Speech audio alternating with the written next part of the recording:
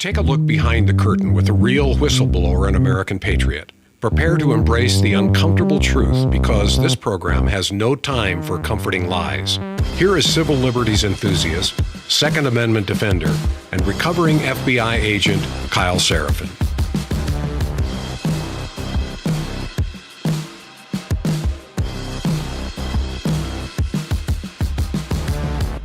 Well, hello, my friends, and welcome to today's Kyle Seraphin show. Another day and another opportunity for people to be outraged for whatever tribal reason motivates them. We've got claims that a woman was murdered by federal troops, federal agents, federal officers, blah, blah, blah, blah, blah, going on in Minnesota. I don't want to take away from what happened to the woman per se, but it seems like everybody was just waiting for this moment, and they seem to almost have canned speeches ready to go. So we've got a rapidly unfolding and I would say very volatile situation in Minnesota. We had some of that in 2020, seen on the ground, and the instinct, I think, of this administration is very different than what we saw during the George Floyd riots or protest turned riots. So I'm going to try to give you guys a sane look at it. I come from the position of being more than happy to call out law enforcement for doing the wrong thing when they do the wrong thing. Also, sometimes the standard has nothing to do with what you think or what you feel or what AOC says or what the governor of Minnesota says or what any other politician wants to go out there and make hay on, especially over the dead body of apparently a woman who was a mother. Kind of interesting circumstances there. I'm also going to show you a little way of how to evaluate information as you start getting the TikToks, the Instagram stand-up feeds, the people who have popped up. I want you to at least consider what kind of information you can suss out from people, whether they're a firsthand witness, whether they're giving you the indication that they in fact did not see information and they're just relaying it. So they're just a third-party reporter. We're going to talk about the legal standards, which is really what's important. And I think a lot of people do not understand. This is not the same as Derek Chauvin's case. This is not a state officer involved in state enforcement actions, enforcing the laws of that state, who then has a use of force incident that's covered by the state. This is a federal agent, as far as we can understand it, an ICE agent. And so the rules are different. Turns out I had similar rules. So I'm going to talk about that a little bit so you guys can get just a grasp of what's in play and whether or not anybody's feelings, no matter how many millions of impressions or hundreds of thousands of likes they got, actually matter. And the answer is they don't. Actually, there's only one person's perspective that's actually going to come into play when it comes to the legality, as I understand it. And the way this is going to be looked at, there's a lot of politics, there's a lot of posturing, there's a lot of slow-mo video. We'll show you some of that too. It's not really important. At the end of the day, what's going to be important is what that individual agent or officer saw standing in front of a vehicle that was turned on with an engine running, and the sounds, the sensations, and the things that he could see, and then also sort of the training and experience that he lived in, the reasonableness standard we're going to get into. So that's what we're going to go with today. I'm also going to obviously cover a couple of other things, the Venezuela, Trump. We've got another story about what the three-pronged approach is on how we're going to take over and run Venezuela. I think that's sort of problematic. I'll continue to do that. We may do a much more involved show about that tomorrow. I've got all these sort of like stand-up talking points where people have gone out and done lectures on why they think Venezuela is relevant. And some people think it's about oil. Some people think it's about BRICS. Some people think it's about the CIA's involvement in there. And I think all of these people are probably correct. But at the end of the day, it's just really amazing to me that we did an extraordinary rendition of somebody from another country, and we can't do the rendition of the politicians that people have been claiming were bad guys for the last several years, particularly on the conservative media side. So that's also relevant when you see people like Dan Bongino step back into the podcast space yesterday and came out on one of his podcasts that he owns from Silverlock Media and did a little discussion about that, and then called everybody who doesn't agree with what he did a black pillar. If you guys thought there were supposed to be consequences, you're a black pillar. And so that's your label that he's going to go out there and do. So we'll go a little bit on the Bongino thing, only because people hit me up left and right from mainstream media talking about it last night. So that's it. Let's start off with a read for our friends over at My Patriot Supply. Maybe you guys are seeing some of the weather in Minneapolis and you're thinking, man, it's freaking cold there. What I kind of remember is that it was flip-flop weather yesterday for me in Texas. And we've had swings from the 30s, up to the 70s and 80s. It's really kind of gross. We don't get winter. But what it reminds me of is that it doesn't take very much for something crazy to hit you, especially if you live in a place like I do. A couple of years ago in Texas, they had winter power outages that froze everything, and everything broke down, and people were without power for days. They had all kinds of pipes explode because we're not ready for it. That may be the people who are the most at risk, because you don't have backup generators, you don't have pellet stoves. If you guys are wondering what you can do, you can also get yourself a little insulated against the possibility of extreme weather, at least for your area, by checking out mypatriotsupply.com/KYLE. Check out the Vesta off-grid space heater. It's powered by something called canned heat. That means you don't need electricity or propane. It's something you can run in your house. You can use it to cook on and keep your family warm in a real emergency where it's like, hey, this is life or death. And by the way, we're not acclimated to the cold weather like the real cold weather people are. Some of you guys know what I'm talking about. It doubles as a cook stove, so you can cook your food while you're just surviving and get through. And the best part is that it's part of a preparedness bundle. It's going to give you some free gifts called the Winter Survival Kit. It's coming from my friends over at My Patriot Supply. I've yet to get something from them that I was not pleased with having in my house. So check them out. You guys may have severe cold weather, heavy snows, power outages in your area already. That's fine. If you are in a place like me where it's flip-flops and then one day it's like, where the hell are all our coats and do we have any mittens? And God forbid the power goes out. Check out the Winter Survival Kit. Again, mypatriotsupply.com/KYLE, mypatriotsupply.com/Kyle, and take advantage of that deal right now. Let's talk about murder and get the F out. Here we go.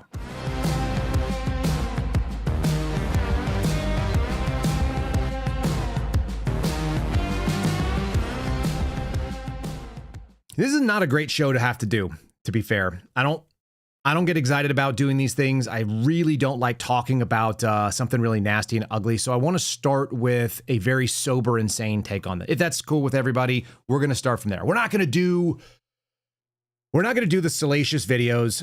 I've got Tim Walz talking. If you guys didn't hear, he sort of insinuated that there is a warlike situation between the state of Minnesota and the federal government.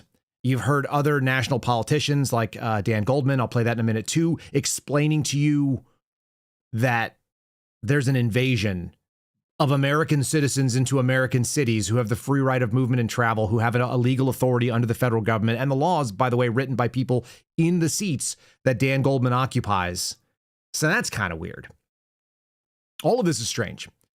What we've got on the screen right now, and if you're listening, you're not seeing it, but we have a couple things that you should be aware of, sort of the guiding principles of what's at play here. And the first one is the differential between Derek Chauvin and this ICE officer or agent. And I don't know if he was an officer or an agent, and I'm assuming based on Kristi Noem's statement that, in fact, when we say ICE agent, we're correct. What you see are two people. One of them is Stephen Johnson Field. That's the man in the black and white photograph, not the lithograph that you're seeing there. And he was born in 1816, and he was an American jurist and an associate justice on the U.S. Supreme Court. So he sat in the ruling body that, started giving out case law that dictates how these things go down. And the second person you see on the screen is a man named David Nagel, or Nagel, Neagle. Feel free to look it up for yourself.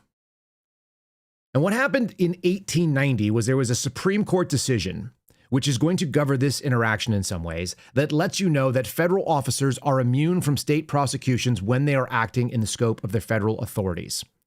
So this is kind of a version of qualified immunity. Generally speaking, if you were to do something, you have the possibility of liability for violating state law, or you have the possibility for violating federal law. This Nagel decision, or in re Nagel is what they always call it, it has to do with where the jurisdiction for deciding guilt, innocence, legality, illegality, and whether or not you're scoped in what you're doing. And this was decided in the 1890s. It was a case. Apparently, there was some guy that threatened one of the Supreme Court justices, the guy you're seeing on the screen there.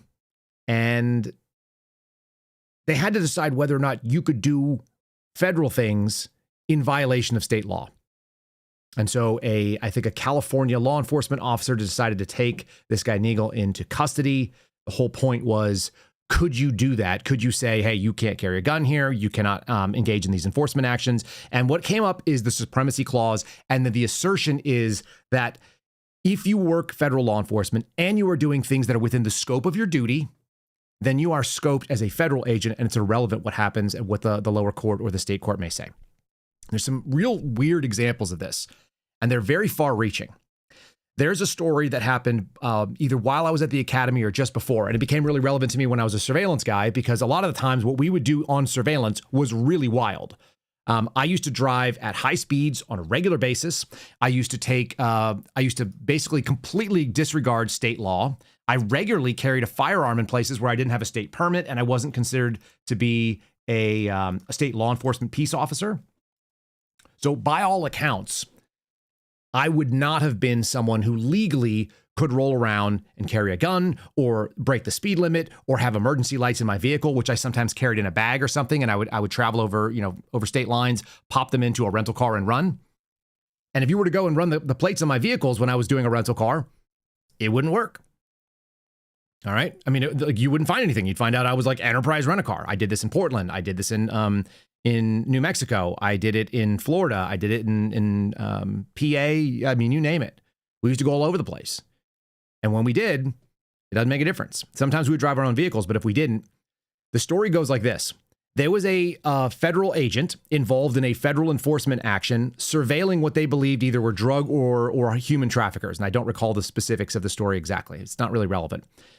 When you are doing surveillance, oftentimes what will happen is you are going in what's called a conga line. And it's just what it sounds like. It's a bunch of people that are following. So the lead vehicle has the eye on whoever your target or subject is, and everyone else kind of tails behind. And then if need be, the lead car can pass, can continue on if there's an exit, and or various different things. If somebody makes a turn or something and you need to be able to follow, then maybe the lead car that was closest will continue on in a logical route and the secondary car will follow in. It's very, very hard to pick up a tail if the tail keeps changing. And this is what we do. Even a professional will have a very difficult time identifying a surveillance team. 1 car is easy, 2 cars is okay, 8 cars with an airplane, very difficult. So that's how we do business. And that's not tradecraft per se. That's just how things get done. Now, if you are the car that turns off or continues on, you've still got to catch up with the conga line. You still need to get at the back of the line so you can also rotate through and do the job soon. You don't want to just leave and be done. That's not the end of your job, because that may only be like 5 or 6 minutes. So what happens is you always find yourself doing these shenanigans. All the shenanigans and all the illegal sort of actions that I took while driving, which were legal because of this Nagel decision, they happened when I was trying to catch up to my convoy, trying to maintain contact with the people so that I could also continue to fulfill my duties. Sometimes that means you're on a parallel road. Somebody's on, Interstate 5 going northbound, and this is the story. You're on a parallel state highway that may have some lights and interchanges, and you're doing 110 miles an hour to try to get up and make up that ground so you can cut across, east or west, whatever it may be, and then intersect with your team and catch back up because you made a turn off that you had to make off, okay? So when all of that goes down, in this particular situation, these federal agents are following some trafficker of some kind. Agent pulls off, does a parallel northbound, very high speed catch-up move, and ends up T-boning someone who made a legal right on red, and the agent was driving without emergency lights, as is very common when you're doing surveillance. You don't tell everybody what you're doing. You just drive wild. And I've blown past intersections by going through the right-hand turn lane and then cutting across in front of the people that were at the red light, because that's what allowed me to get out in front. And sometimes you got to cut traffic. So you do all kinds of wild things. Now, in this case, T-boned somebody making a right turn on red and killed them. And the Nagel decision said that that was qualified immunity. The officer or the agent in that case was doing the thing as required. And as horrific as it is, and as life-changing it is to take somebody who's an innocent's life while doing your job, they were not brought up on state charges, and the federal government found that this was an appropriate move. It was dangerous, and maybe you have a policy change. But at the end of the day, you don't end that person's career or take their freedom. So all of this stuff is very important when we start talking about federal interactions and whether or not state law comes to apply. Now, that story is horrific and really, really sad. And I'm telling you, that probably changed that person's life. They probably can't do surveillance or drive fast again. They got to carry that burden forever.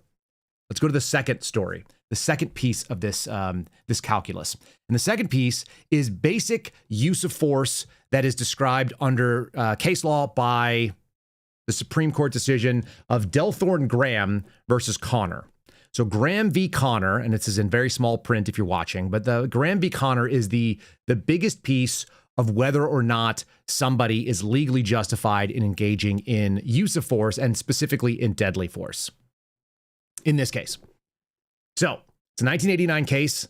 It's It's a diabetic man. I'm just going to read you the summary. He had a sudden blood sugar drop on one day, and his friend drove him into a convenience store to get orange juice. Upon arrival, Graham quickly left after noticing a long line. The police officers, suspicious of Graham's behavior, followed him and stopped the car because the way that the guy acted was something that made him develop reasonable suspicion.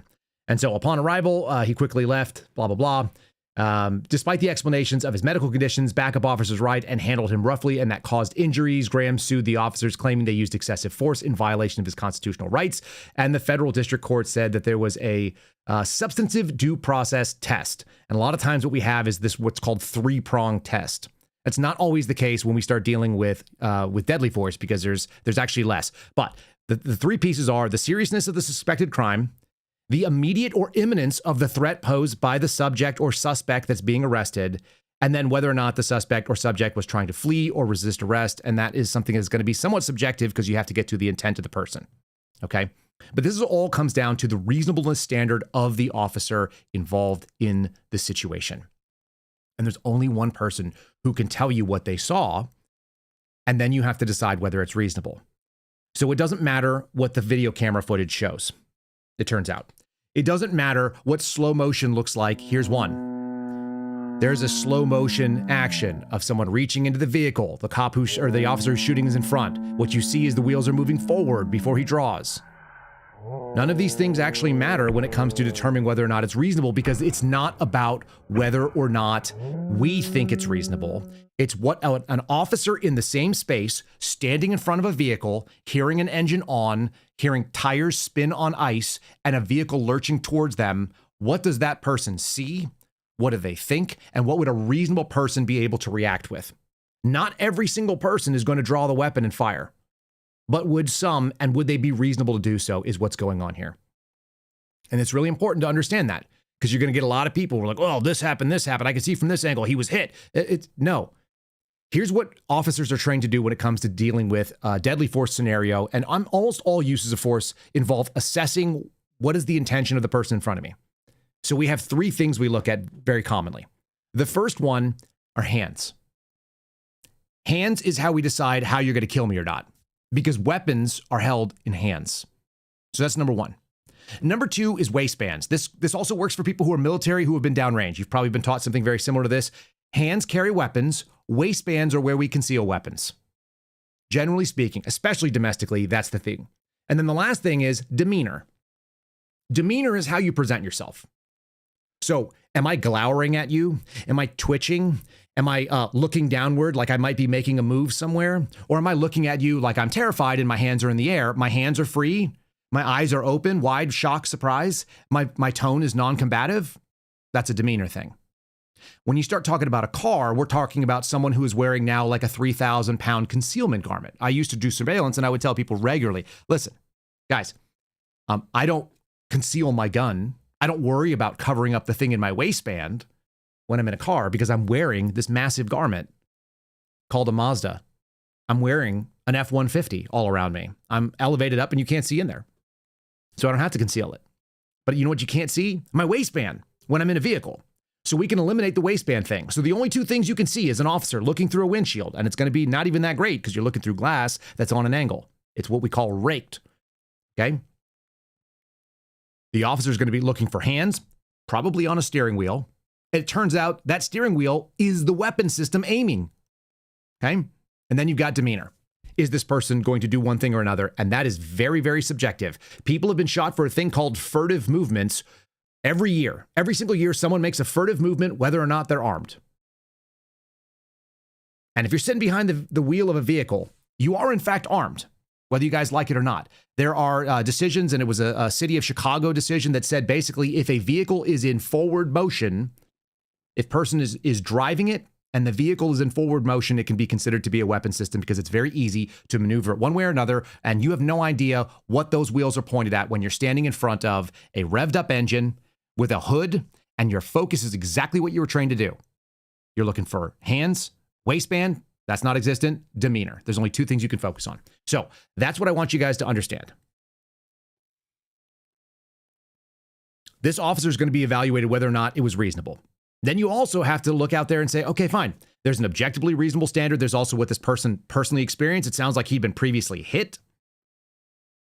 What this was not is cold-blooded murder. And the reason I know that is because as I show you this one more time in slow motion, and we can assess what this guy probably was seeing, but we're still speculating. It depends on what he says. How does he articulate it? And at the end of the day, the deadly force policy, which I'll share with you in just a moment, it's going to be real specific.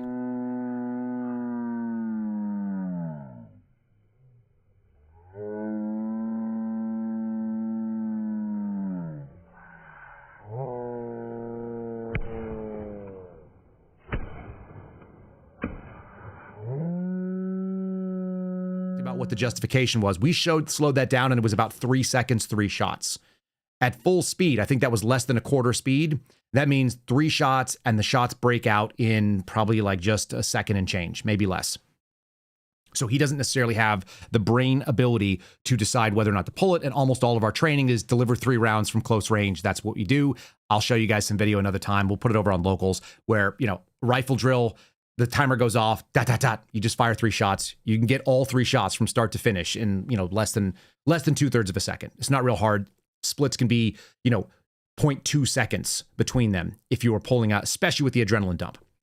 So what's relevant is the deadly force policy. The same deadly force policy, as far as I know, applies to all DOJ people. So that's going to be your FBI, your DEA, your ATF, your U.S. Marshal Service. We all shared the same deadly force policy. I quoted it well over 1,000 times when I was working. It was a regular thing. We did it every single day. Then the second piece of it is do they have the same thing over at ICE? And the answer, as far as I can tell, is yes. People have done sort of the look on it. Their deadly force policy is almost identical to what mine was. And it says very simply, law enforcement officers, in my case of the Department of Justice, or in this case of the Department of Homeland Security, may use deadly force, when necessary. It usually says only when necessary. That is, when the officer or agent has a reasonable belief, this is what comes in, that the subject of the force, the person that you're shooting, poses an imminent danger, Graham v. Connor, of death or serious physical injury to the officer or another person. And so that's where this ends up coming back in. There's another person involved in this, and you don't know. If this guy had recently been dragged, his articulation could be, I saw that my buddy might be dragged, and I was trying to disable the vehicle that was fleeing with my buddy inside of it because his hands were in. There's a number of reasons he could articulate why this would be the case. Okay? But at the end of the day, it's going to come down to a couple of things, and they are, what does he say? What did he see at the time that allowed him to articulate the danger? And does he say that is imminent danger of death or serious physical injury? And physical injury is like broken arm, foot rolled over and trampled. There's a lot of reasons. There's a lot of leeway in that serious physical injury. And people call out federal law enforcement for this all the time. That's fine. But just be aware, he may have made a tactical decision that was bad, which is get in front of a moving car. You're not permitted to flee when you've been commanded to stop, which she was. And I guess I've got that video right here. We can do the full speed video of it so you guys can hear it. I just want people to take a deep breath. You don't have to like cops shooting people. You don't have to like federal agents doing things. I, generally speaking, don't think the federal government is a great tool to be used in all of these cases, but there are certain things that our federal government is actually really charged with doing. And forget broadly speaking law, exporting and arresting people who broke our immigration laws and then getting them the hell out of this country. That's what people on the MAGA side voted for. That's what a lot of independents like me system. So that's really important. At the end of the day, if they try to make a political...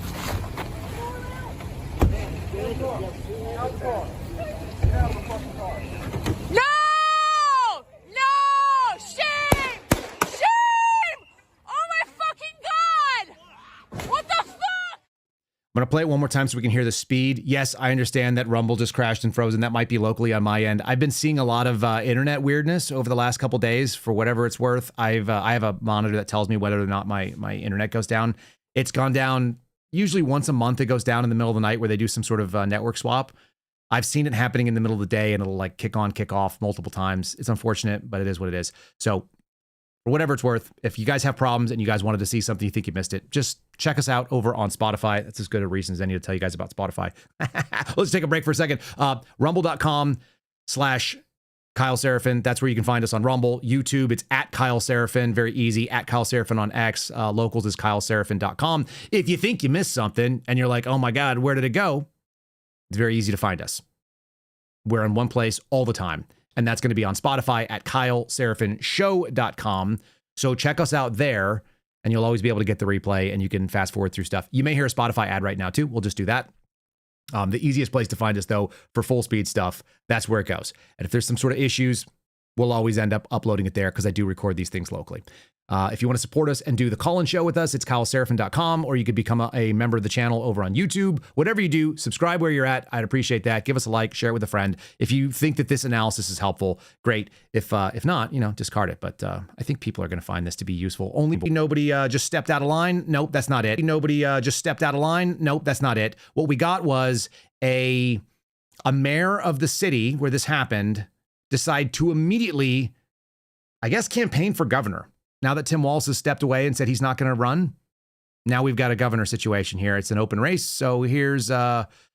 Fry, the representative of Somalia, Minnesota. To ICE, get the fuck out of Minneapolis. Your stated reason for being in this city is to create some kind of safety, and you are doing exactly the opposite. Somebody is dead. That's on you. This was an agent recklessly using power that resulted in somebody dying. To the family, I'm so deeply sorry. We're going to be working towards justice as quickly as we possibly can right now. And justice is what we've all got to get. We're going to make sure that in this very difficult moment, we do not take the bait that these ICE agents are trying to create and that the federal government, to be clear, wants. People are going to want to exercise their First Amendment rights, but please do so safely and lawfully to ensure that we do not have any further tragedy in this city or destruction. We can show them the kind of courage, bravery, love, and compassion that makes Minneapolis.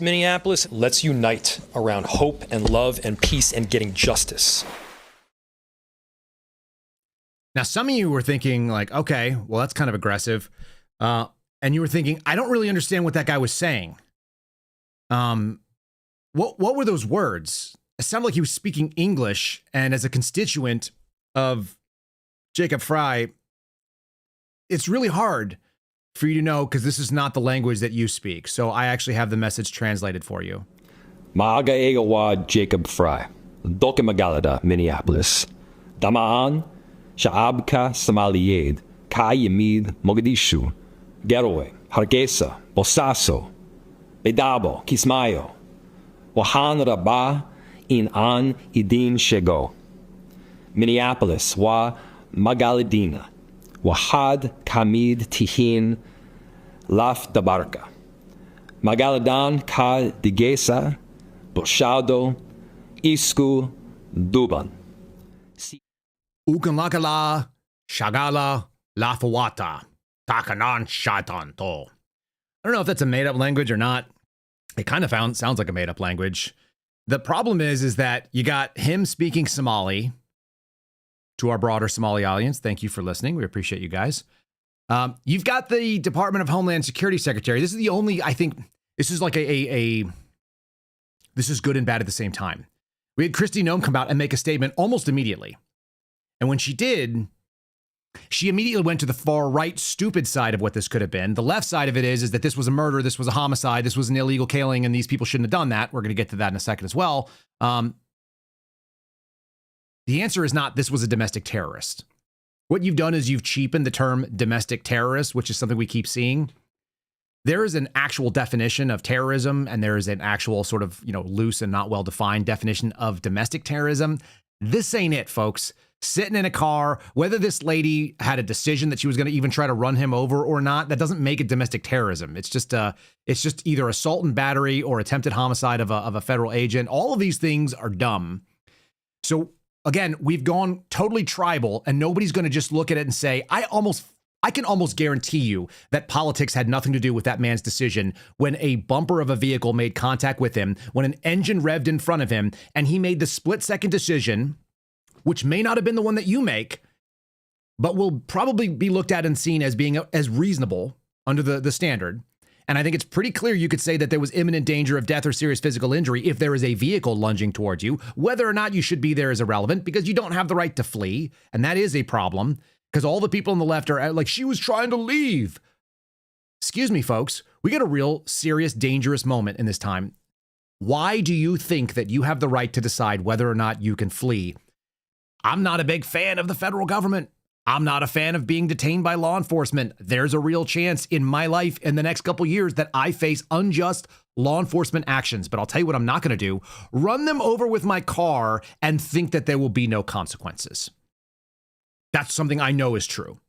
If you decide to engage in force, then you can expect force will be applied back on you. If you think that you can run with a vehicle and it could be misconstrued as force, then you can get killed. And if you think that you're standing here and you're talking to a cop and then you reach aggressively down to your wallet where you keep that weapon system, whether you have one or not, hands, waistband, demeanor, when you do a thing that looks like you're going for a weapon or using a weapon, you're in bad shape. And that guy said the words that are magic. Get the fuck out of the car. Was it nice? No. Is it pretty clear what the command was? Yes. Is there a probable cause to believe that she was obstructing a federal operation at that moment? I think that's going to be really easily articulated. So I'm not crazy about the language being used by the Secretary of Homeland Security. But what I am at least pleased to see is not another throw an agent under the bus because it's politically expedient and we got a bad moment. That's the only upside to this, is that the Trump administration does appear to be backing this guy. Donald Trump says as much.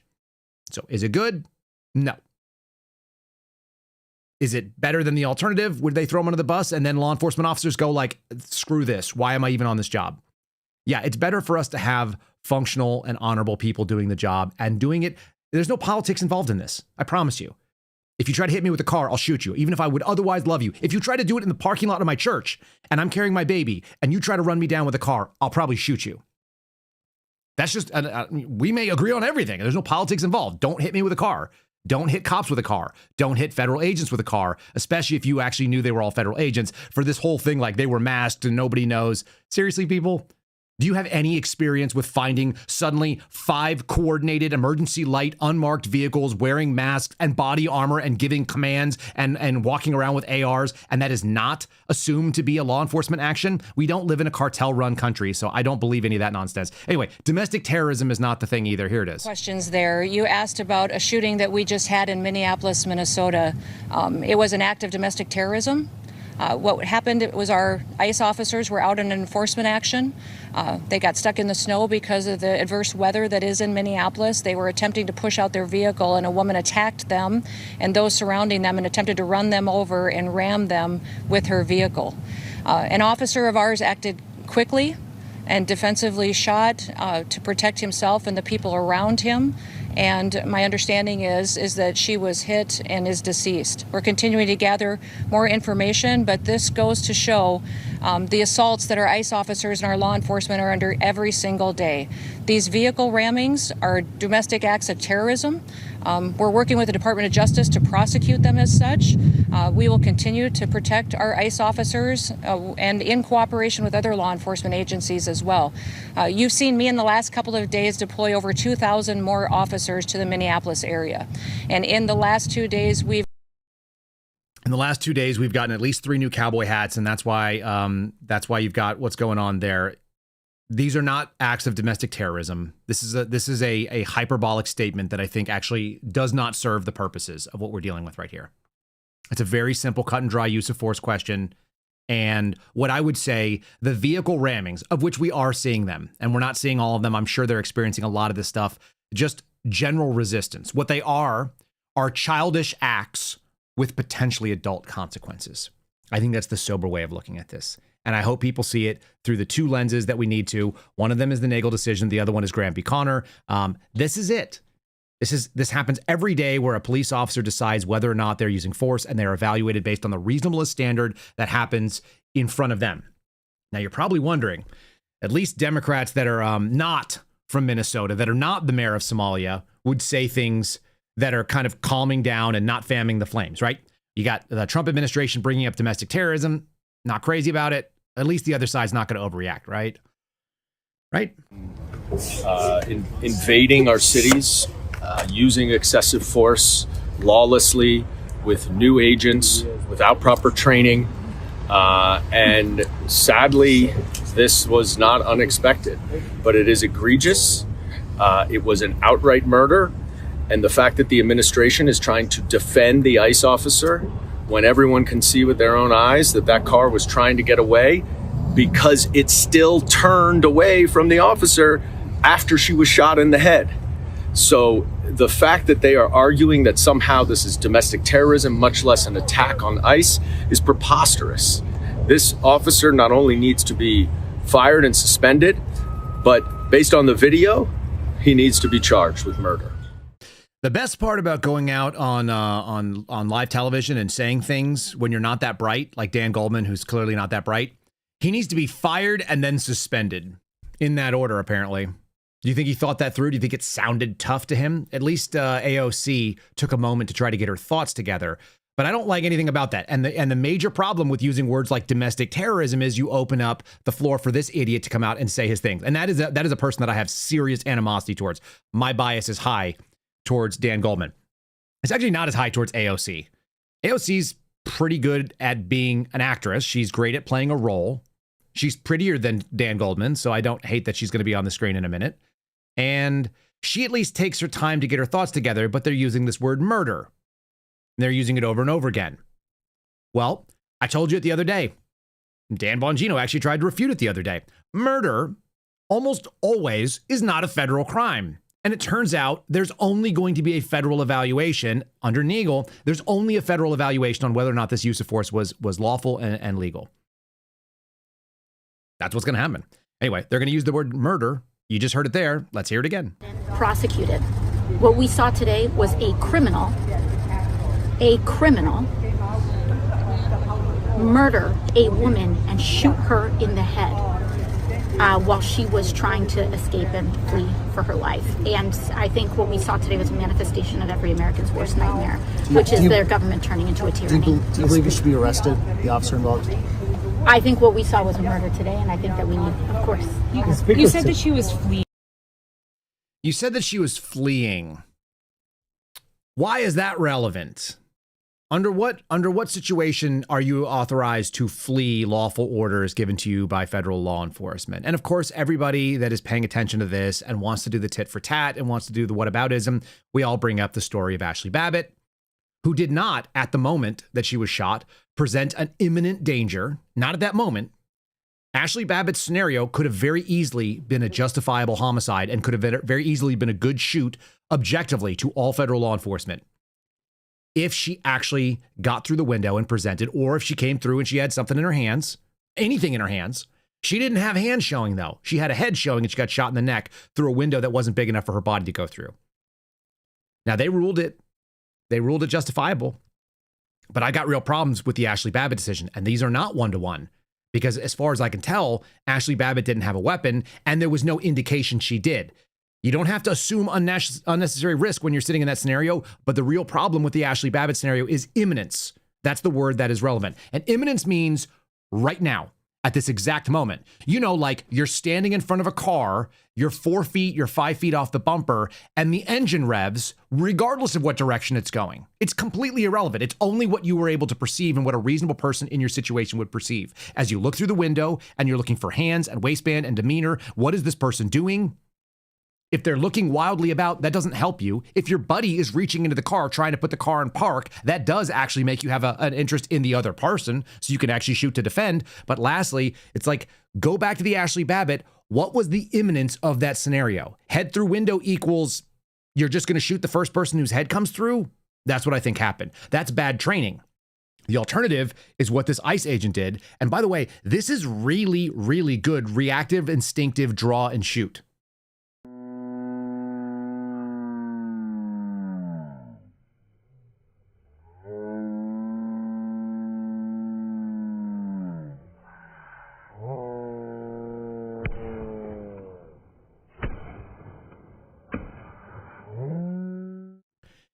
I was talking over the video and I realized I wasn't on the screen. Very simply, the wheels are in motion forward before he ever even touches the gun. If you guys watch it again, you can actually see, screw it, I'll do it again. Okay, watch. You can see the holster of the weapon system. He's not drawing yet. Now he's drawing and the car's already in forward motion. And it looked like it may have even started spinning. The shots break by the time he's like hit. At that point, you're talking about a second, maybe.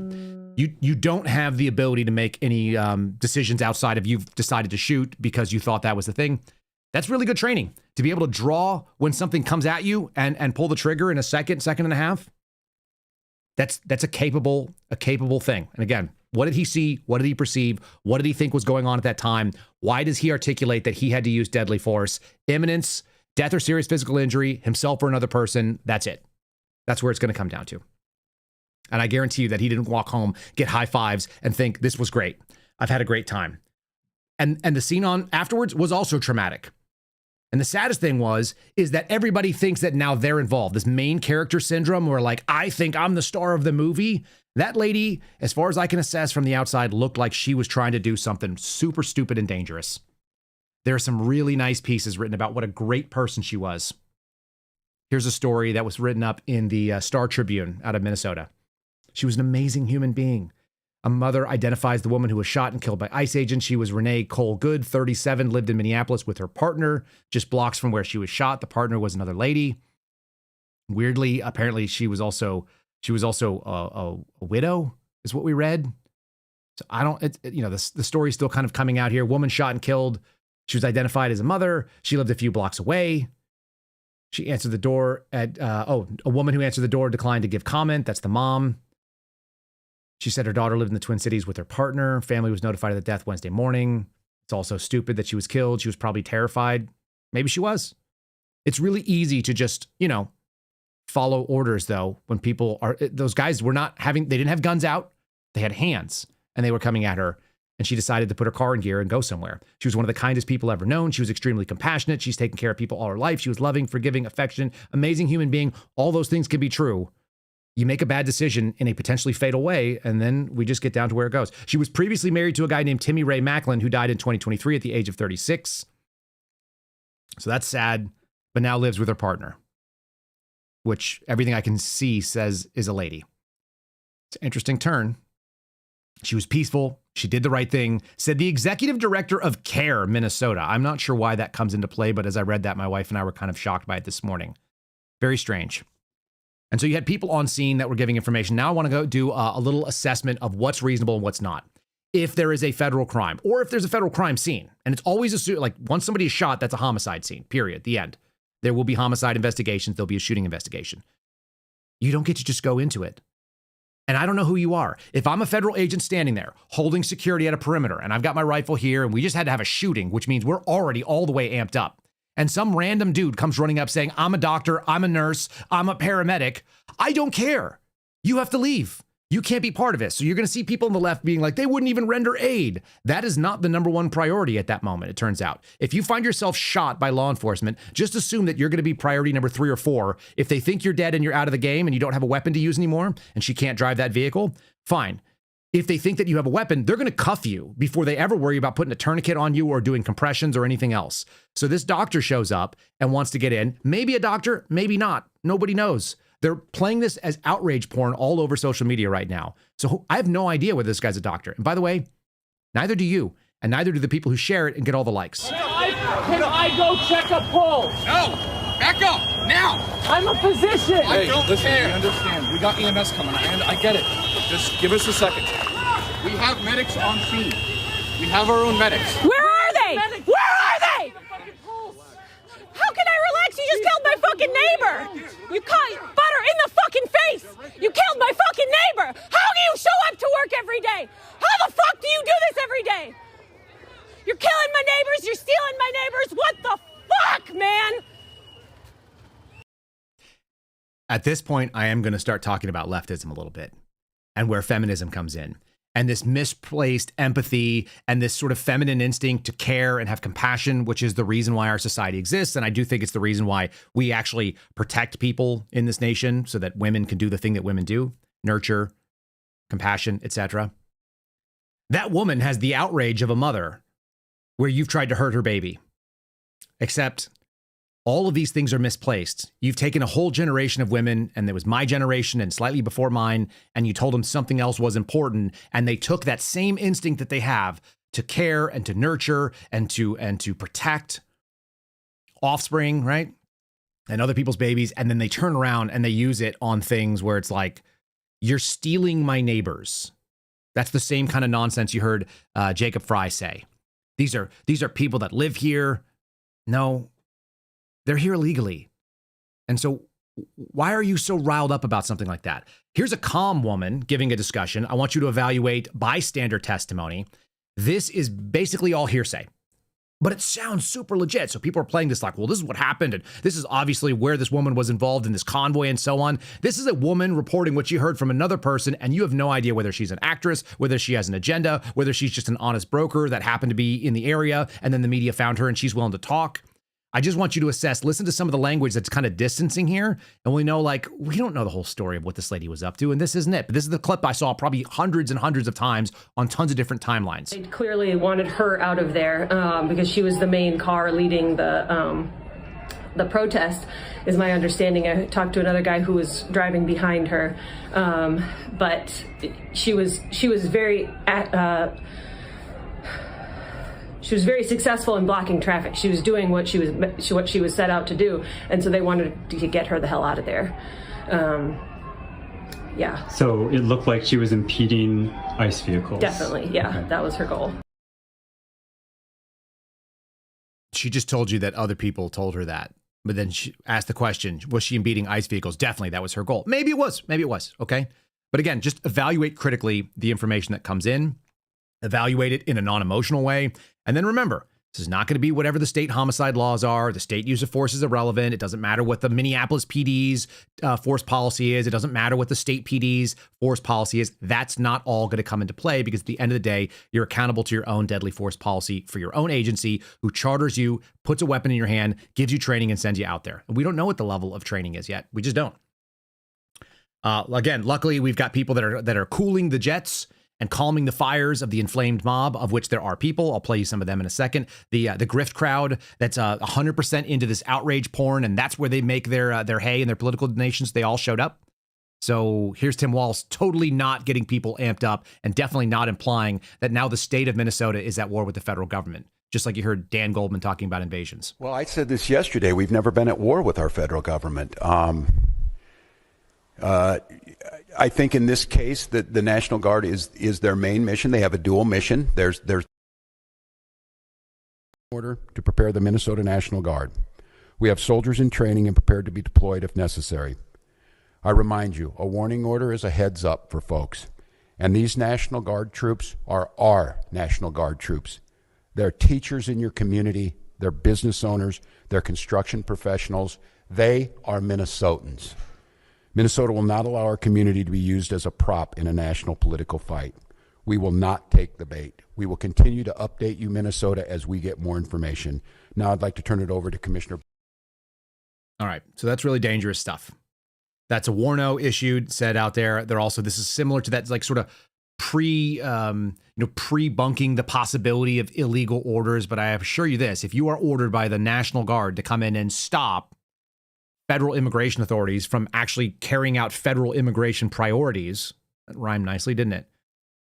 This is not a good scenario. Not for anybody, and nobody wins. And so, of course, at the end of the day, if nothing else happens, just make sure you claim moral outrage and moral high ground at the same time. And that's what we saw Tim Walz do yesterday. Have you no decency, sir? He decided to go with. So this is the same guy that's basically been claiming that there is no ability for the federal government to do the responsibilities of the federal government. It's amazing how much Democrats do want the federal government to handle everything from healthcare to childcare to whether or not voting, which is actually done at the state level, is protected. They all want federal everything right up until the federal government does one of its actual duties, which is enforcing immigration priorities and shutting down the border. Crazy. Maybe we're at their McCarthy moment. Do you have no decency? Do you have no decency? We have someone dead in their car for no reason whatsoever. And I don't want to be right about this, but I said if they do this, they're going to create a chaotic situation where someone innocent's going to get killed. And they did it. And now we hear more political rhetoric. Enough. Enough is enough. And so to Minnesotans, don't take the bait. Do not take the bait. Do not allow them to deploy federal troops into here. Do not allow them to invoke the Insurrection Act. Do not allow them to declare martial law.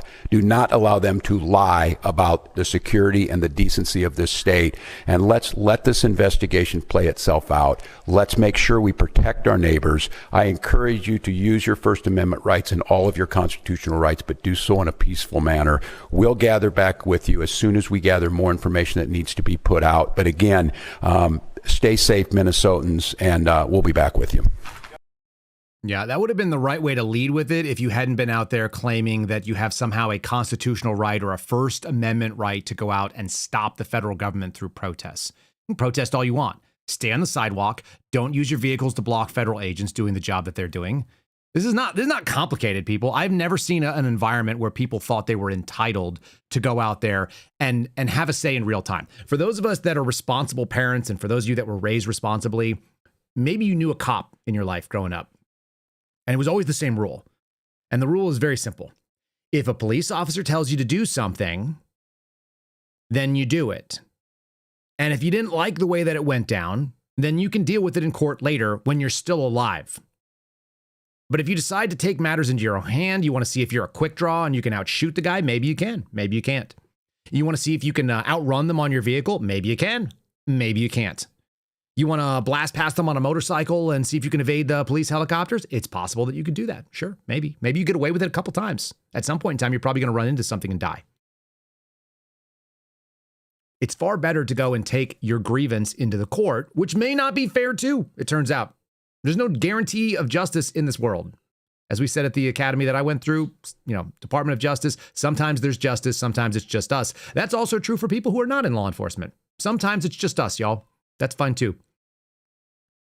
You're going to have a far better chance of being able to deal with a injustice against you if you're still alive.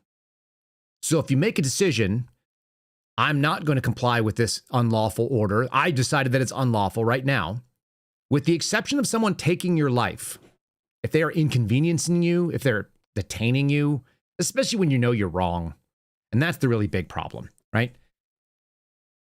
You know you're wrong because you got involved in something you're not allowed to. The problem with what the governor of Minnesota and this mayor of Somalia has done is that they have actually made it look like and told people that you are in the moral right. And that's the real danger. Because these people do not think that they're the bad guy. They don't think that they were in violation. They think that the officers that are doing their job are in violation. They think that the thing that they're doing is not just righteous and just, but it's probably something that should be celebrated. And it's, what freedom fighters do. So all that's problematic. Said a slightly different way. Maaga Egawa Jacob Fry, Doke Magalada, Minneapolis. Damaan, Sha'abka Somaliyed, Kai Yamid, Mogadishu, Getaway. I don't know why he says Mogadishu. I kind of wish I had some translations for what he's talking about there. Maybe some of you guys do as well. So it is kind of wild. It's strange to see it. The issue is these people are seeing political opportunity. Some people are seeing fundraising opportunity. There's a group called the Sunshine Movement. They're the ones that we've seen that have sit in front of cars on a regular basis. And they do really dumb stuff all the time. They look like they're going to get run over. It turns out you can sit in front of a car. Imagine if federal agents lunged at you while you were standing in front of a car. What would you say? Who's the aggressor? Oh, they think it's the agent. The agent who has a legal authority to be there and has a very important job securing not just themselves, but also the person that they have in custody, because you're responsible for the person you have in custody. They would immediately say that the person in the vehicle is the aggressor, and then turned around, suddenly not the aggressor. She was just trying to flee. Well, how about the agents that are just trying to flee you when you're not authorized, you're standing in the road? Just saying, the double standard is kind of gross to watch. And again, none of that stuff has anything bearing on what actually gets determined under the legal standard, which is going to be reasonableness, imminence, and whether or not he was, authorized to act to protect himself or another person. What did he see? When did he see it? Would a reasonable officer respond in the same way? It doesn't stop the outrage mob. It doesn't stop the people from sending whoever this lady is to go out there and cry on the street. She was so worried about the danger and the safety that she decided to run out there and do a little TikTok stand up here so you could support. I pulled this right off the Sunrise Movement, which I think I might follow just for fun. Their Sunrise Movement social medias. So this is totally not an opportunity that they saw. I'm here in Minneapolis at the intersection where ICE agents shot a woman earlier this morning. And I won't say I'm not scared, because I am. How do you not feel fear at the fact that we live in a police state where we could just be shot in the face for exercising our First Amendment rights? But I think they don't know what they're messing with. Like, it's already only been 1 hour, 2 hours, and there's 100, 200 people behind me demanding that they arrest the shooter who shot this woman. And 5.5 years ago, George Floyd was killed in this neighborhood just a few blocks from where I'm standing right now. And when that happened, our city knew how to respond. Our generation knew how to respond. Our country knew how to respond. 20 million of us took to the streets. And so if ICE thinks that they can, like, scare us into submission by killing us, I mean, that's not true. So yeah, I'm scared, but I also really believe in us to be brave, and I believe that we have more courage in our fingertips than the Trump administration could ever dream of. If you're seeing this, I believe that we have more of this and that. I just think that you need to take a cheeseburger and shut the hell up and get out of the street. Your generation knew how to respond, and they did so unlawfully by causing billions in property damage and ending dozens of lives across the country. That seems like a really dumb response. These are completely unrelated situations. By the way, crying about the quote-unquote execution of a mother of a 6-year-old, if they came into her house and she tried to defend her 6-year-old, then all of us would be like, what the hell just happened? We would all have a problem with that. If she was doing a maternal thing, like protecting her kid, and somehow it resulted in her death. You're the mom of a 6-year-old. I have a mother of a 7-year-old and an 8-year-old and a 4-year-old and a 2-year-old right downstairs. Right now, at this very moment, there's a mom of someone right the same age, and more of them. You know where I'm never going to have to worry about finding her? Protesting ICE with her vehicle and ramming a federal agent. Never would my wife do that. Why? She's got other important things going on, like handling babies. If it was so important that your most important identifier is that you're a mother. Hold on. What do we say? She's a mother. And we even go to her mother to find out what's going on. There she is. Rest in peace. They're already putting it out there. Murdered by ICE. I'm sorry that happened. I think it's an awful, awful situation to have a woman be killed in any situation. The cop is going to feel bad. The officers or the agent's going to feel bad. This is not something that anyone, nobody went home and high-fived. I can guarantee you, without even knowing this guy, he didn't wake up this morning and say, man, I hope someone tries to ram me with their car, hits me in the leg so I can draw down on them and put some rounds through their windshield. That would make my day. That is not the conversations that happen in these things. The most braggadocious idiots don't say things like that. And it's definitely not murder. But it is very emotional to say these things. So it's troubling. And the only upside is that it's going to give us an opportunity to talk about the most important thing there is. We don't have to worry about doing anything about fraud. We could just talk about the midterms. Here's the text message I got from Dan in November, just after the off-term elections, November 8th of 2023. Remember, it's all about the midterms, so that's what Republicans are focusing in on. Domestic terrorism and can we message this properly? Again, all of that is gross. It's really disgusting. Everyone's getting in on it. You can kind of get an idea of who has taken, it's not necessarily money, but who has taken the talking points on and said, okay, got it. If you're on Fox News, and I've been on Fox News, it means the thing that you have is the approved opinion of the establishment. So we should just accept that that's the case.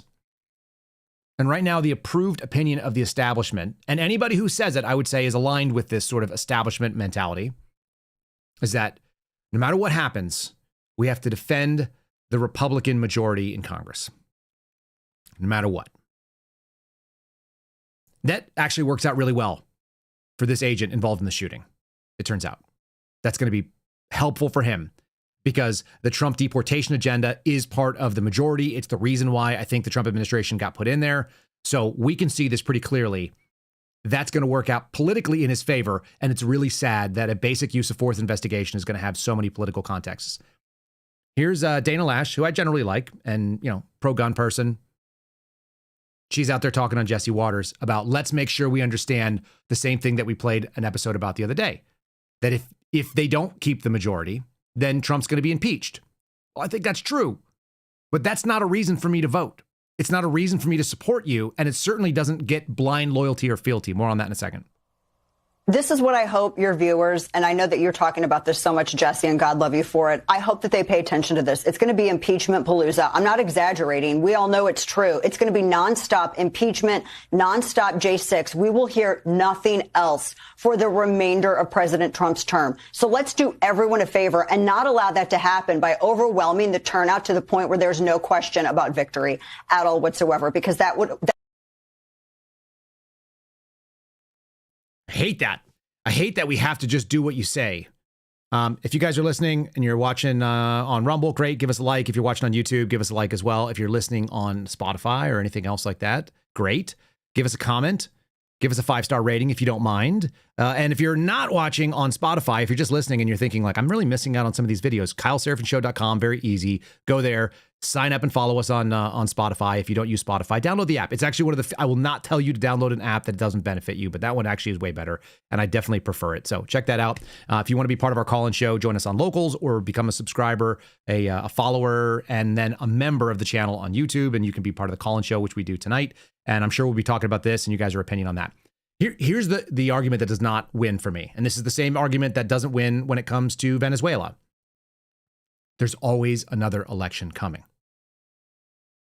Always. That's just the nature of our system, folks. Every 2 years, there's going to be an election or a midterm. And if your argument, why I need to support what you're doing, even if you're not living up to the hype, even if you're not living up to your own campaign promises, even if you decide that you're going to do regime change after saying for 10 years you weren't going to do any regime change, it is impossible for me to get excited about it because there's a midterm coming up. Because after the midterm, we got an election to win, guys. We got an election to win. And after that, guess what? Midterms are coming up. So you got 1 year that I'm expected to find you functional out of every 2. And in reality, you're going to only work for 6 months because, you know, guys, you got to give us 6 to 8 months to get our feet underneath us. We just started here. How much time do we actually think that we're supposed to see functionality from the people that show up? Regular people just want you to do the thing you said. Bacon cheeseburger nationalism. Okay. If I tell you that I'm going to go do something and I don't do that, you should look at me and say, why didn't you do the thing you said? That's just simple stuff. I grew up in an era where my parents built a house when we moved from California to Texas as a little kid. They built it on a handshake. I signed up with the folks over at Catholic Vote when I first kicked this podcast off in a meaningful way, when it actually first started making any money so I could actually do it. I started off with a handshake with Brian Birch, who is now he's the ambassador to the Holy See for the Trump administration. I'm not anti-Trump. I am anti-promise me and then lie to me. I don't do that well. I look at you critically and I think, why would I trust you? If you gave me your word that you're going to follow through on something and then you didn't, then I'd have a real problem with what you're doing. If you told me that you were going to support my story and make sure that the story of the FBI and the reforms that are needed would not fall away and that you wouldn't leave us out there on our own, like I had that conversation with Dan Bongino in the end of August, the beginning of September of 2022. We got on the phone. We'd never met, one former federal agent to another. And I said, I don't necessarily want to have my face go public. I am not interested in being a public figure. That's not the life that I've chosen. I'm in my 40s. I've had a pretty deliberate decision to have no social media, to try to be ungoogleable, to be a person who just lived quietly and raised kids. And, you know, if I could be a good person, that's good enough. I want to be a good dad. I want to be a good husband. I wanted to be a good federal agent. I wanted to do the things that I thought were righteous. If somebody asked me to do something that was not righteous, I never did it, period. The end.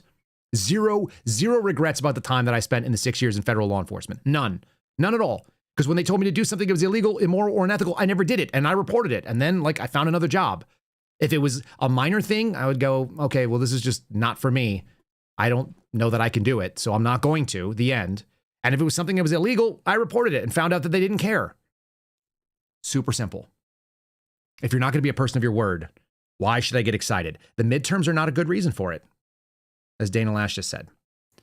Since we're talking about the folks over at Catholic Vote, and we did start that entire podcast based on nothing more than a handshake.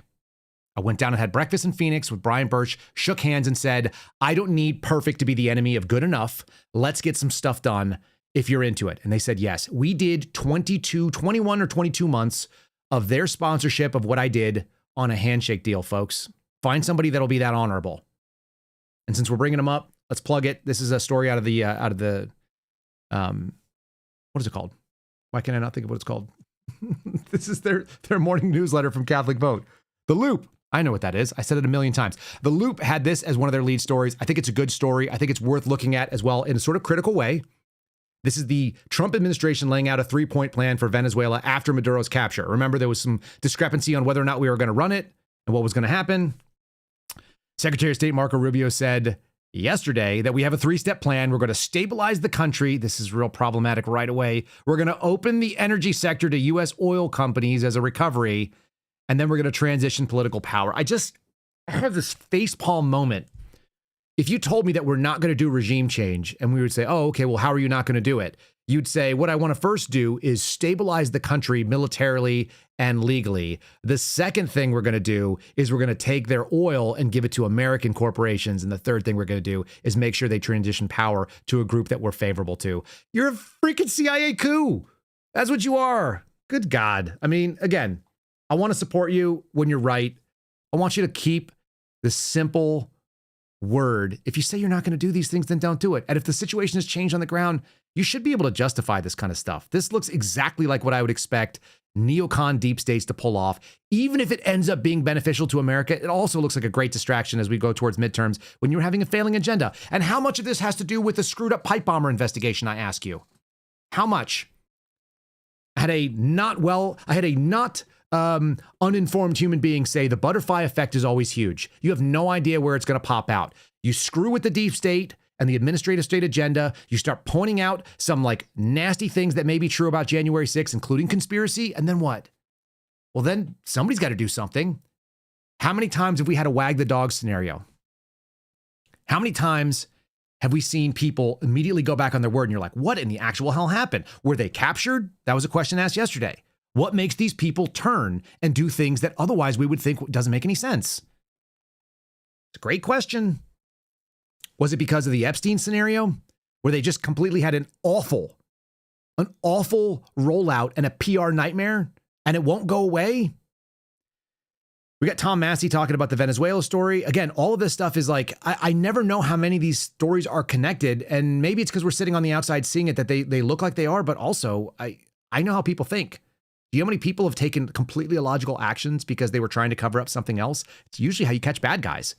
They screw up by revealing something else. Anyway, here's Massey talking on the steps about the Epstein release and some of the other things and his concerns about Venezuela, which seems reasonable. President of another country, they claim to have taken over, Donald Trump does at least, taken over the operations of the country, and he's going to take over their oil. I mean, this is a war. This is the definition of war. These are acts of war, and this is not an arrest. He said we would put America first and there wouldn't be regime change, there wouldn't be interventions, but that's what's happening. And I find it ironic that today at the conference, he said we can't lose the majority. If we do, he's going to get impeached, but he's doing the exact things that would cause him to lose the majority. He's causing his base to be disaffected and uninterested in the outcomes of these midterms. That is exactly the problem. What's amusing about Tom Massey saying that is that he's saying, okay, first of all, let's just admit what war is. If you want to say that it's great, then say that it's great. Just be plain spoken. The American people need to hear why. And more importantly, if you kind of campaigned on one thing and then you want us to support you and the midterms is the only reason why, and your possibility of facing 2 years of lame duck and impeachment is the other issue, you lost me. Again, the cycle always continues. There's always going to be a next election. There's always going to be we have an election coming up or midterms or whatever. At some point, Americans are going to get burned out. And I see it all over the place on social media, which is not reality, but it is the same thing that I hear people saying in real life. And when social media and real life align, then I go like, all right, we got a serious problem. We, the Americans who care about bacon cheeseburger nationalism, who just want to be left alone so they can have a burger. And we don't care if you have tofu and you can sit down there and have a chicken salad sandwich. It doesn't matter. You just can't be mad at me for having bacon, beef, and a bun. You can't be. And if you are, you're not part of the team, period. Regular people, people who would go to your backyard barbecue that don't agree with everything you say. You and I don't agree with everything that we say. I promise you. For all of you that are like, yeah, you're saying what I think. That moment will come. Some of you have already had it where you're like, I don't like that one, Kyle. That's fine. It's totally fine. This is the big news flash for you. Some of you will learn this now. Some of you already know this. You just don't like to admit it. You don't even agree with you all the time over a period of time. It's the funniest thing in the world because you could bust on your spouse sometimes when they say one thing, then they change their mind and you hold them accountable. People do it to me and I'm like, shit. Yep, you're right. Yeah. I blew it. I said one thing. Now I'm saying something that's completely different. That's on me. Even I don't agree with me all the time. So nobody on the entire planet will always agree with you all the time. But if you want people to be interested, you can't just be giving us like, you got to help us because otherwise you can't help us. In the briefing world, in the sales world, they'd always talk about WIFM. Have you guys ever heard this acronym? WIFM?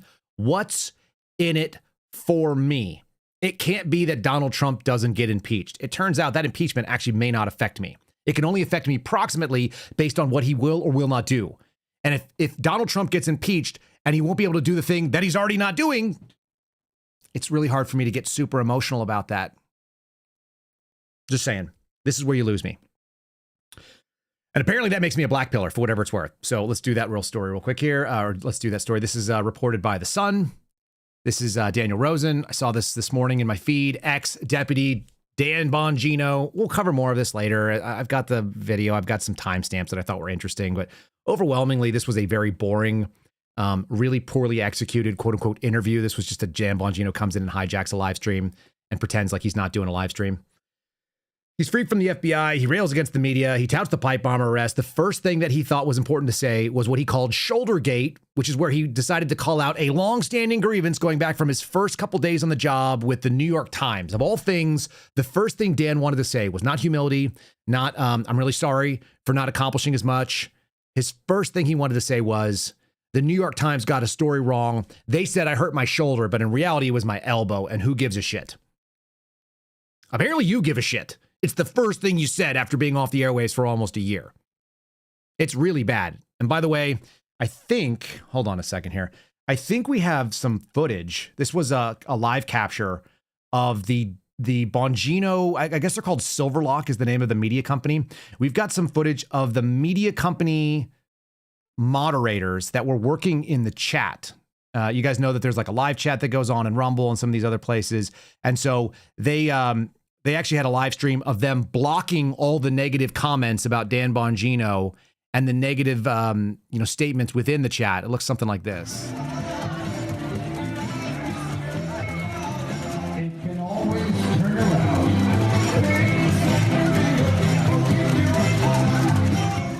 So many blocks. Go there and look at the live stream and you guys can see the way that they did the filter. Just filter it by likes and you'll see it is truly not impressive. Like a lot of people are disappointed and reasonably so. And what did he do? He went after the New York Times because that's an old hole of reliable outrage to farm. It's outrage porn as well. He did a couple other things, but here's the one that I thought was sort of telling. This is the clip that's been running around social media. It was a lot more to this. And yes, by the way, I did watch the whole thing. I had to watch it in 1.75 because it was not very interesting to begin with. And it was poorly executed as far as an actual, what's her name? Haley something? Caronia. She made it a little bit about her and it was even weirder. Like I didn't even know she had a show. I thought she just did like TikTok clips. Anyway, by the way, nobody else knew she had a show either. So whatever that's worth. So here she and Dan are talking about black pillars, which apparently are people that just want accountability. Just wanted to see people actually go to prison that did bad things. Just wanted actual corrections of mistakes at the Bureau. And he already kind of demurred about what they did. Demurred about what the corrections that were done. So that's troubling. And he did, in fact, highlight that he loves the pipe bomb case. So that's pretty cool. We're going to be able to talk about that, as you see in the headline here. Anyway, this is the black pill moment. The thing about black pillars, where everything sucks all the time, is they're like, well, we're demanding accountability, but you're not great. So am I. That you're endlessly complaining about things you don't know anything about. Like that's all you do. Like he'll shut down the border, 10 people across the month. Why wasn't it 0? Okay. Well, can you just acknowledge going from 1 million to 10 is a big deal? That way, and there's a cost to that, and the cost you see is in polling numbers around the midterms. You can't let this negative vibe constantly set in. That doesn't mean healthy debates about policy are not welcome. Hey, I'm not a big tariff guy. I've said that 1,000 times. Debating policies are fine. I think a lot of the so-called damage from the tariffs was dramatically over-exaggerated. Even people who don't like them having to acknowledge that now. The economy's motoring, 4% growth. But the black pill complaining and whining all the time about the administration, it's just like, Man, what team are you on? Holy. Oh, that's a great question. You want to know? I'll show you what team I'm on. This is what team I'm on, for whatever it's worth. I'm on the team of the bacon cheeseburger people. You may be calling them Christian nationalists, but they don't have to be Christian. It just turns out you have to live by the same values. That's the team I'm on. I didn't sign up to be in the Republican Party. And this is why I showed you guys this the other day. It just shows you. We all need to move on and focus. We need to fix this, or our kids will ask us why we let it happen. Who the hell is this us and we? Under what circumstances did we enlist in some sort of movement? Did any of you sign up? Like, some of you guys are Republicans, fine, then that's your party. But a lot of you are not. And many of you are former Republicans, now currently kind of independent. Maybe you're a post-partisan like I am. And I've never really been a Republican. I signed up once to be a Republican for a couple of days because I was hoping that my congresswoman would stick around because I was doing whistleblower activity. I didn't want to start new relationships. Totally transactional. I don't get it. I don't get it why you think you get to make demands of us. And this MAGA police thing is not going to go well because there's a big split. Alex Jones pointed out the other day, I was on Redacted yesterday, and Clayton asked me, he's like, hey, did Dan Bongino come back to be the MAGA police, like to do a purity test to decide whether or not this is the same group that told you that it was an open big tent, and you can have people that did OnlyFans, and you can have people that are singing to Hindu or Sikh demon gods, and you can have all these people. They could all come in and be part of it, as long as we care about the midterms. Dude, piss off with the midterms garbage. I don't care about the midterms. I care about whether or not you represented the thing you did. You don't get to define as Dan Bongino what healthy debate is. You were in the position to do something about it, and then you didn't do the thing about it. And the first thing you did was you showed back up in public space, and you picked a fight with who? Matt Gaetz, who's a TV guy now. He's not even in government. When I saw that, and I played you the clip, kind of teased it yesterday. I meant to play it more. There's this online spat going on. Dan Bongino decided for clout, he was going to go start a fight with Matt Gaetz, of all people, who may or may not be right, but he has no authority. He's not in a position of power. He's not a voting member of Congress. He's a dude who runs a podcast and is on OAN, as far as I can tell. Why would you go pick that fight up? Why? Oh, because you're the MAGA police now, because you're the guy who gets to decide what is and what is not America first. Dude, screw you on that. You don't get to do that. And by the way, the first thing that Dan did was point out, and I should actually pull it up on his feed here. In fact, I will. Screw it. I will. We'll do it live, and then we'll be kind of rocking out of here. The whole point of picking a fight with Matt Gaetz was for him to come out there and be like be mean about whether or not Matt Gaetz was involved in what? Sex with underage girls for pay? Like that was his big flex. It's such a strange thing. And it was really tough guy talk. It was, you were at parties, you were paying money for certain things, blah, blah, blah, blah, blah. Here, we'll go to his feed. Here's his feed. Dan Bongino Twitter feed. Self-congratulatory stuff. Was it a coincidence, by the way, that they rolled out the Rumble wallet with Bitcoin and then Dan Bongino was on the same day that happened? That would be a really cynical thing for us to think, that he chose to show up specifically because they were doing that. Oh my God. This guy loves himself. Okay. Everybody loves himself, but still. All right, let's get to the point. I got to scroll back. I should have staged this. There it is. Digital astroturfing, gaslighting, blackpilling, and bullshitting. One of the most efficient ways to do it is through digital astroturfing. The combination of bots and paid influence campaigns and useful idiots. I mean, I would say that that's the entirety of Silverlock Media. They're all paid to say exactly what you said. So, bro, what do they call it? Confession through projection? I think that's what Viva calls it. That's about right. There's a bunch of stuff about this Rumble wallet. Good Lord. I want to get to the fight. Where's the fight? There we go. People arguing for his accomplishments. Good gracious, people. Oh, this was good. This was his day. This was him doing the holster. Watch this one. Yeah, he went and he fought with Matt Gaetz. And the saddest thing is it was all about underage girls and whether or not he was involved in paying for hookers, and did he do some Venmo payments for some girls for sex, which may or may not have happened. But you know who could have actually been in a position to define whether or not that happened? There's someone who could have done it. It would be this person at the FBI that was in charge of being interested in public corruption and investigating members of Congress who may have done things that were unethical or illegal or immoral, or going after and, spending money on sex while they were in that thing. The number of retweets of himself doing this stuff is pretty special. I wonder if he actually deleted it, because I don't even see I don't see the fight anymore. Go figure. Anyway, Matt Gaetz had a great response to it. The response was this. Turns out Dan Bongino sees everything as transactional. This is why you guys are going to find out. If you're a fan of Dan Bongino and you go in and say anything negative like, Dan, I wish you would have done more. I wish there was an opportunity for you to have done something that was of value while you were at the FBI. Sounds like you're going to keep us wondering. And you get blocked and you're like, why does Dan block me? I supported him for years. I thought he was the guy. Then you find out everything's transactional because he'll praise you today, tell you you're great. Thank God for whistleblowers, patriotic Americans, a real hero. You guys used to hear it in the intro. And then turn around from the bottom of his cracked and broken heart, he transactionally will attack you. Here was him not attacking Matt Gaetz. I'm going to tell you something. When it came to the Secret Service debacle and keeping President Trump alive, I met with Matt Gaetz up at the Heritage thing when I did that little congressional hearing we did. And there's no one more concerned about keeping Trump safe than this guy. Here's Matt Gaetz versus Christopher Wray. This is one of the finest clips you'll see today. This guy understands that Christopher Wray, who hopefully will be leaving his job the minute Trump is sworn in, Matt Gaetz gets it. The FBI management has worked as a singular force to destroy liberties and freedoms in the United States, and they better get a guy in there who's willing to see it for what it is. This guy sees it. Were they aghast at the nomination of Derek Farland, sometimes known as Merrick Garland? I'm not so sure. They didn't sound aghast. They were aghastless with Merrick Garland, but now they're aghast. They're aghast. What do you want to date him? How many times do I got to tell you this? Michael, if I not said this 1,000 times, what is this, a Tinder site? I don't like Matt Gaetz. I don't like the way. Really? What do you want to date with him? What do you want to do? You looking for some after-hour activities with him or something? What are you worried about?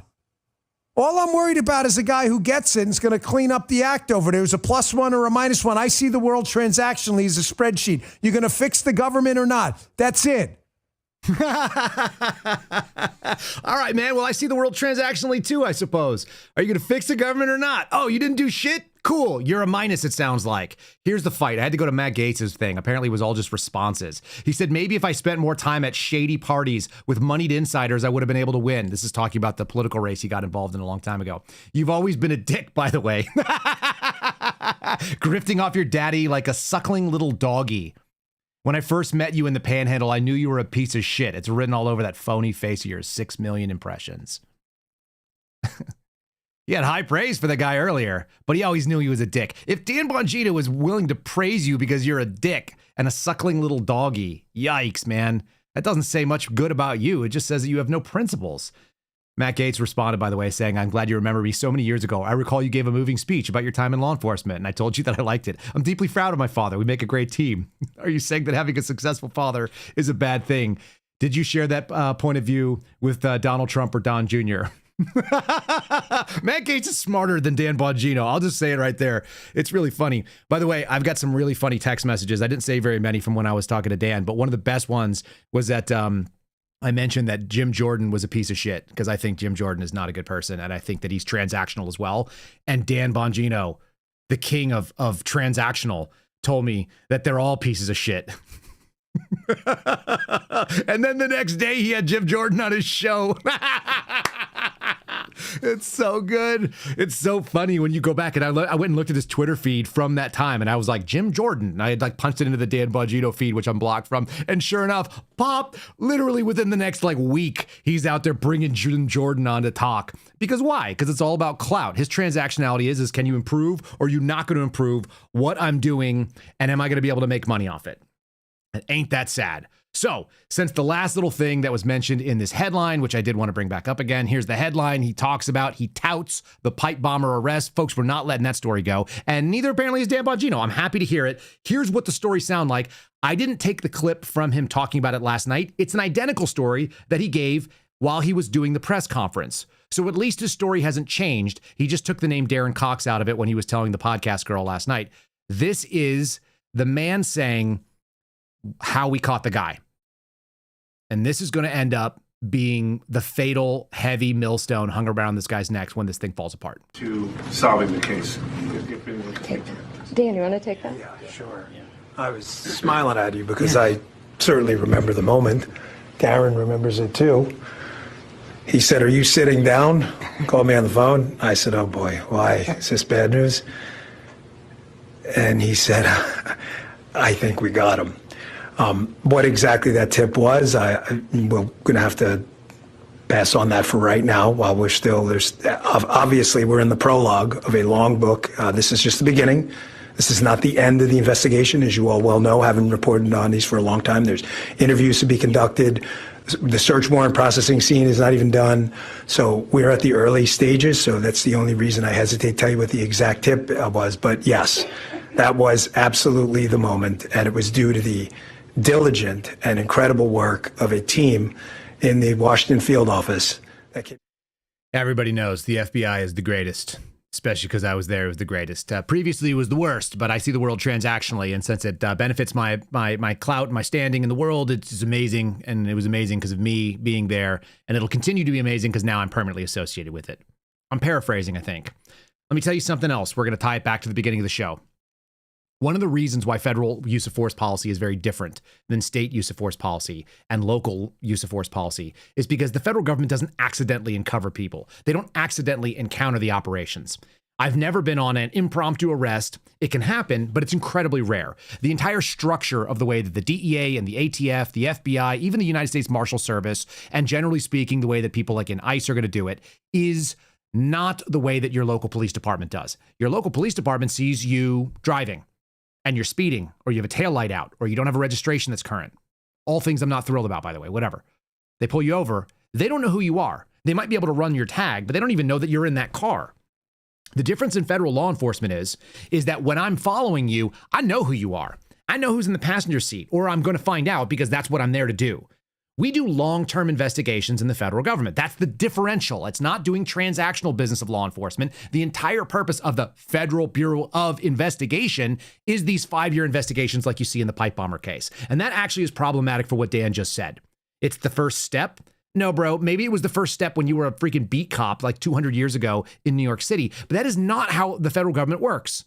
They know everything about someone by the time they go and execute something. There's almost never an exigent circumstance outside of January 6th, where you cannot get enough time, put somebody under surveillance, quote unquote, babysit them, which is what my team did regularly, while you develop the entire case behind it, and then go execute your search and your arrest warrants, knowing who lives in the house, how many people are there, how many dogs are there, what kind of security cameras do they have, what kind of weapon systems. All of that information is generally already baked into the cake. So federal law enforcement has a much more aggressive use of force policy because they're not encountering randos on the street, where you might start with a punch and then you get to end with like, oh, we may have to shoot you. No, if I know who you are and I know all about you and I know what your positions are and I know your previous arrest warrants, I know all the things that causes you to be a threat or a danger, then I automatically can go to a much more aggressive use of force. At least that's the way it was explained to me, and that makes some sense. What it doesn't make sense is that you would say that we're on chapter 1 of 20. It doesn't make sense to me that you would look and say, we arrested Brian Cole Jr. with the same information that we already had after years of it. And I'm not going to tell you what the new tip was because I don't want to give that away. Let me tell you what the new tip was. Someone's going to set up Dan Bongino's reputation and sink it because now he has to leave. And we're going to put the nail in the coffin. Epstein debacle, failure. Solving cocaine at the White House, failure. Finding out who leaked the Dobbs decision, failure. I did not define these things. I didn't tell you what Dan Bongino's mission priorities were. He did. It took them the entire time to find out something that you should have just gone down straight to the Washington field office and said, hey, by the way, who took a knee for BLM in June and July of 2020? Whatever that was. I think it was June. Who took a knee and became the NEAL Team 6 FBI agents that damaged our brand? Who were they? And then you shouldn't have fired them because it was 5 years after the fact. You should have just demoted them somewhere, made sure they weren't in leadership, and sent them out to go, finish out their days. Go work Indian crimes. That's what the FBI has always done. Nope. They're going to end up losing lawsuit after lawsuit for all these stupid terminations they did, which he also touted yesterday. You are never going to hear Fox News because, folks, midterms are coming up. And Dan Bongino is here to police the MAGA people. That's you. That's not me. But he's here to police the people that are in the conservative movement, broadly speaking. He's going to tell you what is and is not out of bounds. You will never hear Sean Hannity accidentally doing a journalistic question again, not once.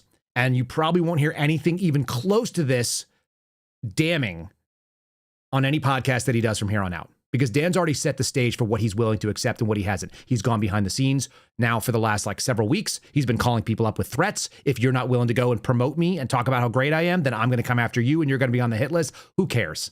We just saw what you did to Matt Gaetz. Most people, turns out, are actually better at this because you've said things for a long time, including at a press conference or doing this Fox News hit when you were paid for your, facts and not the opinion. This was something that I don't want you guys to forget from Sean Hannity, and we'll wrap it up. I don't know if you remember this. This is before you became the deputy FBI director.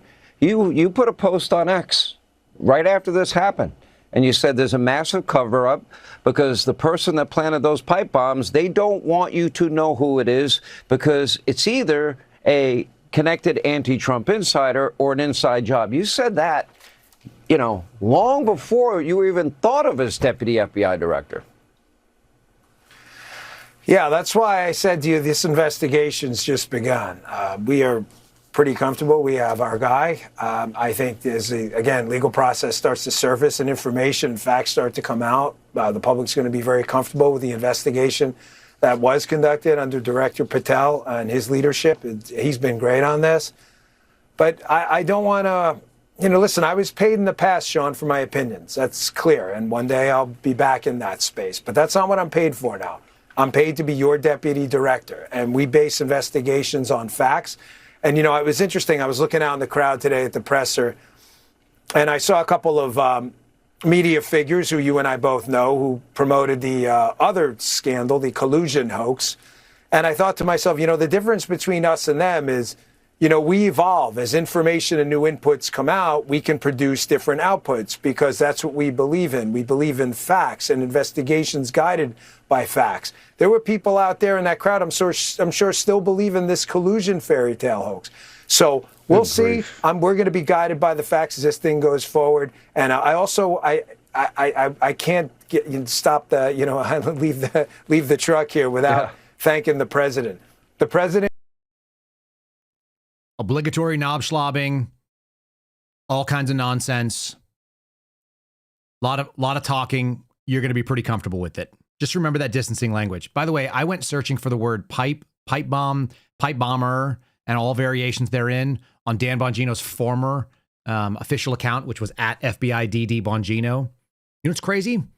That search term brings back nothing. And my guess is that it's actually been search blocked, which is nice to have a friend like Elon Musk or whoever it is that's doing that to make sure that the government position is good. What I don't see is a bunch of Democrat lawmakers making the same stink about Brian Cole Jr. being arrested as I see about some white lady that tried to obstruct a federal investigation.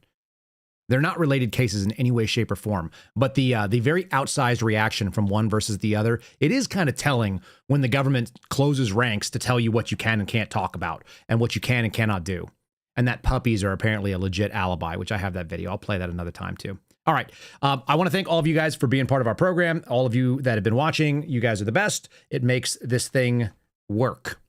Support the sponsors. If you guys have not joined us over on Spotify, if you want to catch it after the fact, if you had any kind of glitches and you want to know what we said, go to Spotify. It's KyleSerafinShow.com. Otherwise, make sure you like the video on Rumble. Make sure you like the video on YouTube. If you follow us on X, that's cool. Locals is where you guys are going to see that we have our call-in show tonight. And tomorrow, I expect to do a Friendly Friday with the new and improved Steve Friend on his subset, his little set in his room now that's much better. And I think we may actually go over some of the silly things. We'll just dismantle that appearance last night together, since Steve Friend was officially an FBI agent just a few minutes ago, working for Dan Bongino before he got fired directly by Kash Patel. Ain't that something? And since Dan Bongino actually offered Steve Friend a job and then ghosted him too, it turns out maybe Steve became a not +1 on that transactional spreadsheet. Many of you will also be in that same category. All right, that's all I got for today. Have a good one, and God bless you. We'll see you again tomorrow for Friendly Friday. See you on the call-in show if you're a member. Thanks for listening to The Kyle Seraphin Show, streamed live weekdays on rumble.com/Kyle Seraphin. Follow Kyle on Twitter, Truth Social, and Instagram at Kyle Seraphin.